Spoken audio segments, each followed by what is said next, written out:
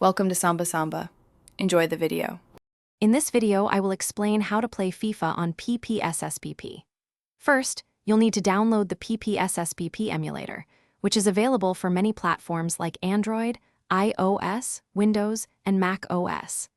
Visit the official website or your device's app store to get the latest version. Make sure your device has sufficient processing power and memory, typically at least 2 GB of RAM, for the best experience. This initial step is crucial for setting up your portable gaming environment. Next, you'll need the FIFA game file itself. These files are typically in ISO or CSO format, which are disk image files. Always acquire your game files legally, for example, by creating a backup from your own physical copy. Once you have the game file, transfer it to a convenient location on your device, perhaps a dedicated PSP Games folder. This organization helps the emulator find your games quickly and efficiently.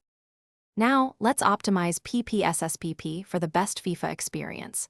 Open the emulator and go into the graphics settings. Here, you can tweak options like rendering resolution and frame skipping. For smoother gameplay, try setting frame skipping to 1 or 2 and adjust the resolution to match your device's capabilities.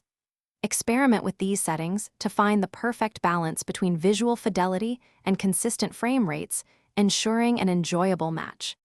Finally, it's time to launch FIFA. Within the PPSSPP emulator, use the Load or Games tab to navigate to the folder where you placed your ISO or CSO file. Once you locate it, simply tap or click on the game icon to begin. If you encounter any issues, check online forums for specific game settings or update your emulator. Get ready to hit the pitch and score some incredible goals. Thanks for watching. Consider subscribing if we helped you.